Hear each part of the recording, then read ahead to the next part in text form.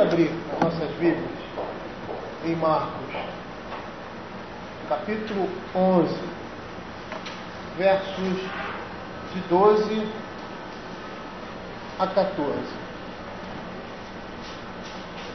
Marcos, capítulo 11, versos de 12 a 14.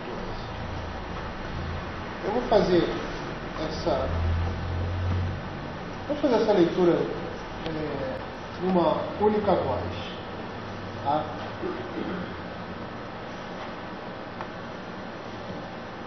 Todos. No dia seguinte, quando saíram de Betânia, teve fome, e vendo de longe uma figueira com folhas, foi ver se nela, porventura, acharia alguma coisa. Aproximando-se dela, nada achou, senão folhas, porque não era tempo de figos. Então lhe disse Jesus: nunca jamais coma alguém fruto de ti.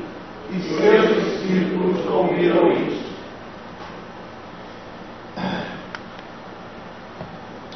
Bom, nós estamos falando sobre o livro de Marcos, né? E nosso último encontro, nós falamos sobre esses 11 primeiros versículos, a entrada triunfal de Jesus em Jerusalém. E agora, dando sequência a essa narrativa, nós temos um fato bastante interessante. Jesus andando em direção a Betânia, teve fome e vê uma figueira com folhas de longe. E ao ver essa figueira, ele pensou assim: nossa, bonita, né? Então provavelmente deve ter frutos ali. E aí foi chegando mais perto, viu que não tinha frutos. E aí ele amaldiçoa essa figueira. E essa figueira morre. E é interessante porque às vezes nós vemos alguns textos da Escritura e para nós às vezes se torna um pouco difícil entender qual o seu significado. Mas aqui nós temos uma lição bastante interessante para nós.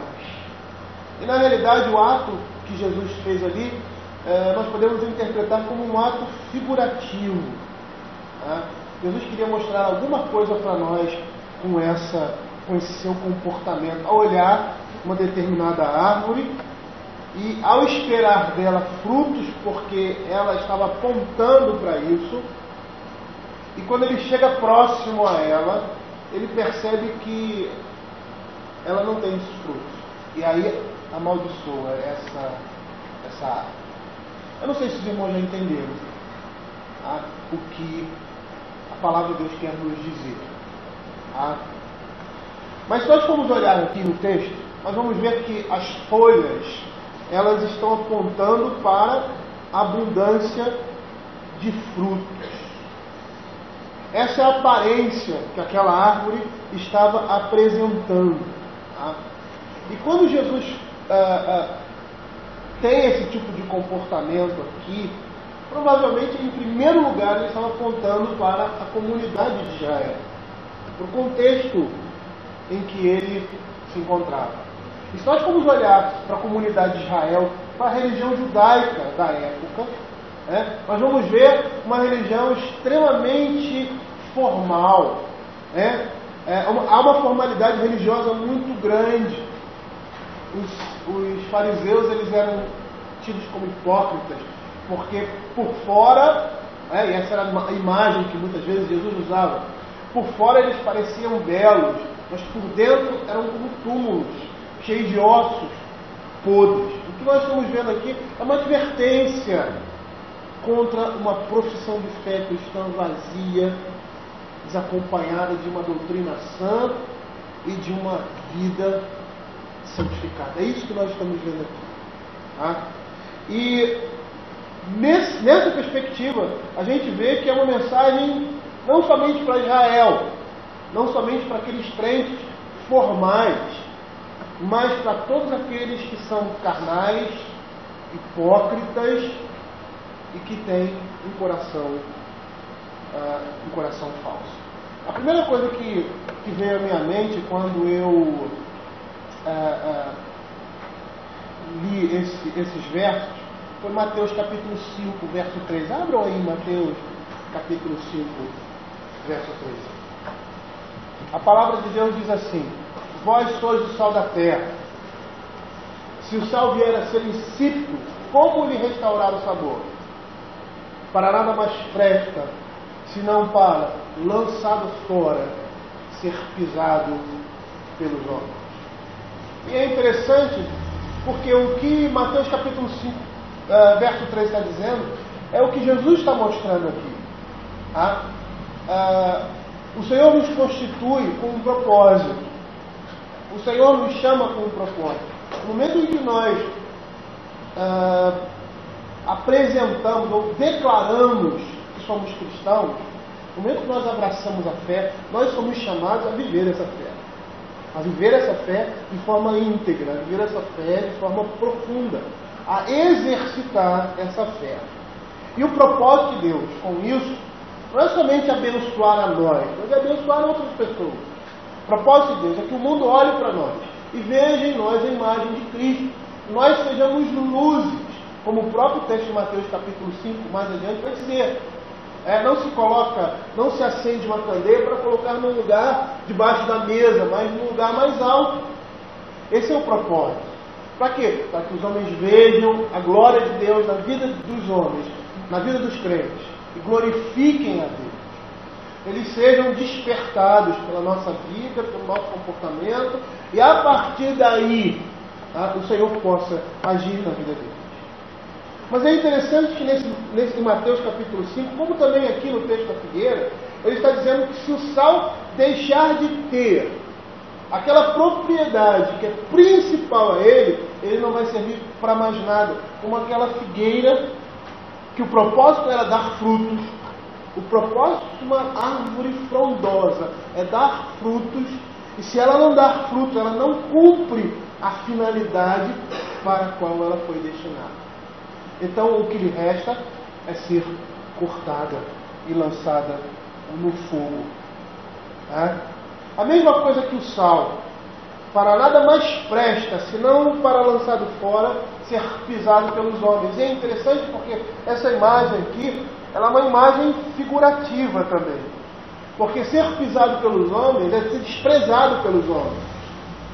E aí a gente poderia entender isso, mas essa imagem figurativa, ela tem um aspecto objetivo. O sal, quando não servia mais para salgar, existia um tipo de sal numa região ali da Palestina que perdia a sua qualidade de salgar. Tornava uma pedrinha branca, pura e simplesmente. Uma areinha branca, sem gosto. E aí o que eles faziam? Eles colocavam nas escadarias do templo, para que os homens não escorregassem, porque provavelmente aquelas escadarias eram como mármore hoje, liso. Então muitas vezes os homens escorregavam, então eles lançavam aquele sal ali, para que eles não escorregassem e consequentemente não caíssem. Ele deixa de ter uma finalidade, e a sua segunda finalidade é uma finalidade, na realidade, uma finalidade espúria, se a gente pode dizer assim. Ela é colocada numa situação deprimente, a gente pode dizer assim. E é essa expressão aqui, ser pisado pelos homens, literal, quer dizer, a gente poderia entender, fazendo uma comparação, ser desprezado pelos homens. Porque era para salgar, era para brilhar, era para dar fruto. Ele deixa de fazer isso. Tem um outro texto também que eu gostaria que os irmãos abrissem, Apocalipse capítulo 3, verso 15 e 16. É um texto que nós pregamos aqui na igreja. A gente vai perceber que é isso que Jesus está querendo nos mostrar também, com esse fato aqui da figueira. O verso 15 diz assim: conheço as tuas obras, que nem és frio nem quente. Quem dera fosse frio ou quente. Assim, porque és morno nem és quente nem frio, estou a ponto de vomitar-te da minha boca. E nós vimos, quando expomos o capítulo 3 de Apocalipse, que a menção aí também é figurativa. Né? Existiam duas cidades próximas ali, tá? E numa dessas cidades as águas eram quentes, eram águas medicinais, eram águas que curavam. E quando chegava à cidade, ela chegava morna. Tá? E as pessoas que bebiam aquela água, por causa de um composto químico natural que existia ali, elas tinham vontade de vomitar. E numa outra cidade também próxima, existiam fontes de águas frias, águas límpidas, águas cristalinas, águas frescas, que serviam para matar a sede. Então, quando Jesus diz isso ali, aquela igreja, quem dera fosse frio ou quente, é como se ele estivesse dizendo assim: quem dera que vocês pudessem oferecer cura para a alma, refrigério e alívio, no caso das águas frescas, para o cansaço espiritual daqueles que não conhecem a Deus. Eles não ofereciam nenhuma coisa nem outra. Eu pensava, quando li esse texto, né, é que quente aí seria o crente verdadeiro e frio seria o crente, né, ou você é ou você não é. Não é isso que Jesus está dizendo ali. Ele está dizendo assim: olha, vocês deveriam oferecer isso, cura para a alma. Vocês deveriam oferecer aquilo que é alívio e refrigério, cansaço espiritual para aqueles que não conhecem a Deus, por causa da mensagem do Evangelho, por causa do Evangelho na vida de vocês. Mas vocês não oferecem nem uma coisa nem outra, por isso eu estou a ponto de colocar vocês para fora. E é isso mesmo que o Senhor está nos chamando aqui, nesse texto da figueira sem fruto. Nós fomos colocados nesse mundo com um propósito. E essa advertência é para nós, porque nós, como crentes, podemos sim cair no ostracismo, na hipocrisia, podemos sim cultivar um falso coração. Por isso nós somos chamados a refletir a responsabilidade. Nós somos advertidos e muitas vezes disciplinados. É isso que a gente vai ver hoje, quando estudarmos a última sessão da confissão de fé com relação à perseverança dos santos. Nós somos chamados, somos alertados a não cairmos numa situação como essa, ao Senhor olhar para nós, né, e externamente, as pessoas olharem para nós e externamente aparentarmos uma árvore frondosa, mas quando se chega próximo, quando se convive, quando se está ali no dia a dia com aquela pessoa, percebemos que ela não produz nenhum fruto. E aí a única saída é cortar essa árvore e lançar fora. A gente precisa lembrar, queridos, que o batismo, ser membro de uma igreja, né, participar da ceia, os usos diligentes das cerimônias e formalidades externas do cristianismo, essas coisas são ineficazes para salvar as nossas almas. E muitas vezes nós nos escondemos atrás delas. São apenas folhas. São meras folhas. E sem fruto, essas folhas só servem para aumentar o juízo de Deus sobre nós. E é isso que nós estamos vendo aqui.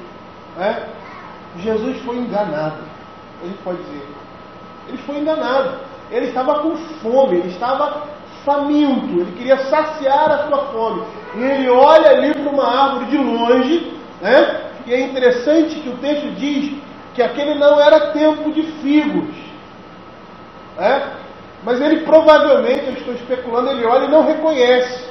A gente até reconhece, mas ele olha de outro. Se fosse eu não reconhecer, por não enxergar. Mas ele olha de longe, vê aquela árvore bonita, cheia de folhas. O que significam as folhas numa árvore? Que ela dá fruto. As folhas apontam para isso. Então, se você vê uma árvore frutífera cheia de folhas, é porque ela vai dar fruto no determinado tempo. Mas Jesus olha ali e vê aquilo bonito e tal. Opa, eu estou com fome, eu vou lá. Porque eu sei que ela vai me dar fruto, eu vou comer. Quer estar mostrando isso. E aí quando ele chega perto, ele percebe que aquela árvore é destituída completamente de frutos. Ela só tem aparência, como os fariseus, bonitos por fora, mas por dentro cheio de ossos, tá? Em estado de decomposição. É interessante, existem algumas coisas na Escritura que não são, algumas não todas, coincidência. Às vezes a gente até pensa, né, que a gente é levado para que coincidência. Não, não é coincidência. Nada na Escritura é coincidência. Nada na Escritura foi escrito casualmente. Tem um propósito. Percebam que Adão e Eva, quando reconheceram que estavam nus, porque desobedeceram ao Senhor e comeram do fruto, a primeira coisa que eles fizeram foi tentar o quê? Cobrir o seu pecado. O pecado ali não é sexualidade, não. Cobrir o seu pecado. Porque reconheceram que estavam o quê? Nus. Porque desobedeceram ao Senhor. E aí o que eles pegaram? Folhas de figueira para cobrir a sua nudez. Só que essas folhas não puderam cobrir a nudez, não ocultavam a sua nudez espiritual. E aí o Senhor precisou sacrificar. Aí nós temos o primeiro sacrifício, o primeiro derramamento de sangue, para poder cobrir o homem do seu pecado. Da mesma forma como Adão tentou cobrir o seu pecado com folhas de figueira, e aquilo não pôde esconder a nudez dele, essas folhas que muitas vezes nós apresentamos, elas não podem ocultar a nudez da nossa alma diante dos olhos do Senhor. O Senhor não se impressiona com a nossa religiosidade, com o nosso perfeccionismo religioso, com a nossa severidade de comportamentos religiosos, porque o Senhor olha o nosso coração. Ou produzimos frutos, ou estamos como essa árvore, completamente perdidos. Devemos produzir frutos. O Senhor nos chama a isso e nos dá condições para isso. Esses frutos devem estar nos nossos corações e em nossas vidas. Que frutos?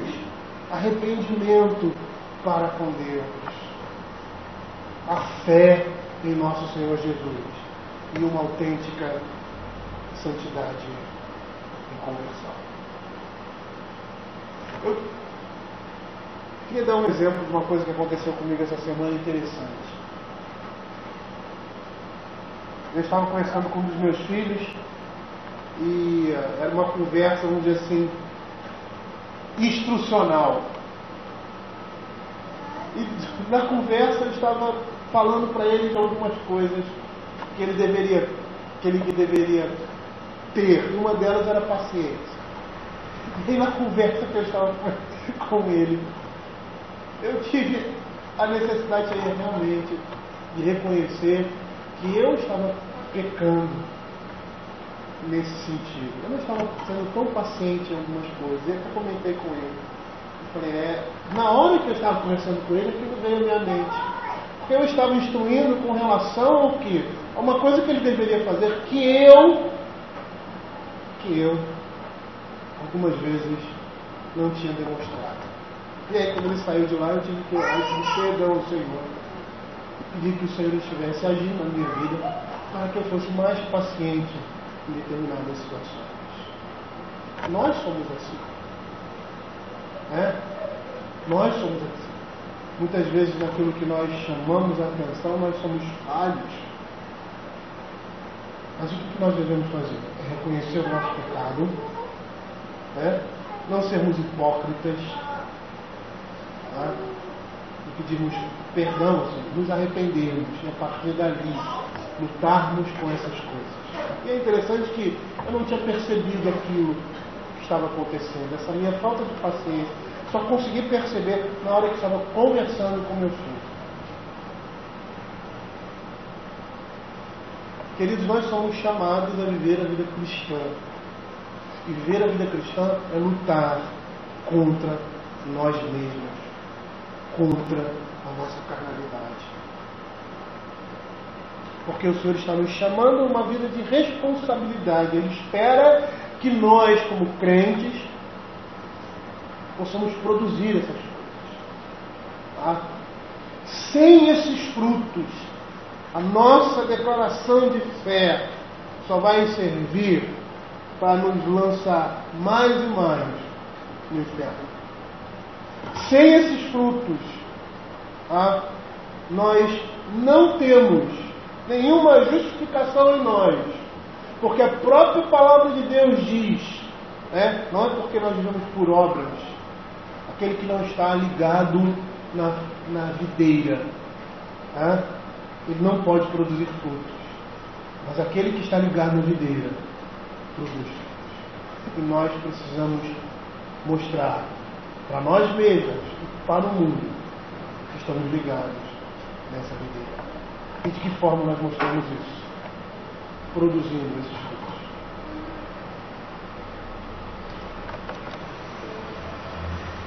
É bastante significativo o que nós estamos vendo aqui. Os discípulos provavelmente não entenderam muita coisa. Por quê? A árvore é tão bonita. Deixa ela aí, ela pode dar sombra. Deixa aí. Mas ela não foi criada com esse propósito. O propósito daquela árvore era dar figos. Era produzir fruto. Se ela não produz fruto, ela tem que ser cortada, porque ela está dando lugar para uma outra árvore que poderia produzir. E aí o Senhor Jesus corta sem piedade alguma. E não é à toa que ele faz isso. Está chamando a sua atenção e a minha. Abram aí Mateus capítulo 7. Eu gostaria de terminar com esse texto. Mateus capítulo 7. Verso 16 em diante.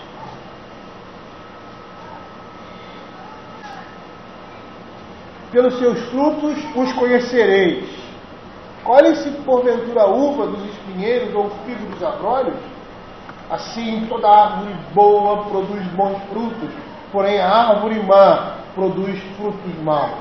Não pode a árvore boa produzir frutos maus, nem a árvore má produzir bons frutos.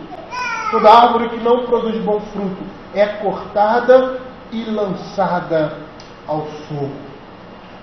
Assim, pois, pelos seus frutos os conhecereis. Nem todo que me diz, Senhor, Senhor, entrará nos reinos dos céus, mas aquele que faz a vontade de meu Pai que está nos céus. Muitos naqueles dias hão de apresentar muitas folhas. Senhor, porventura não temos nós profetizado em Teu nome, e em Teu nome não expelimos demônios, e em Teu nome não fizemos muitos milagres?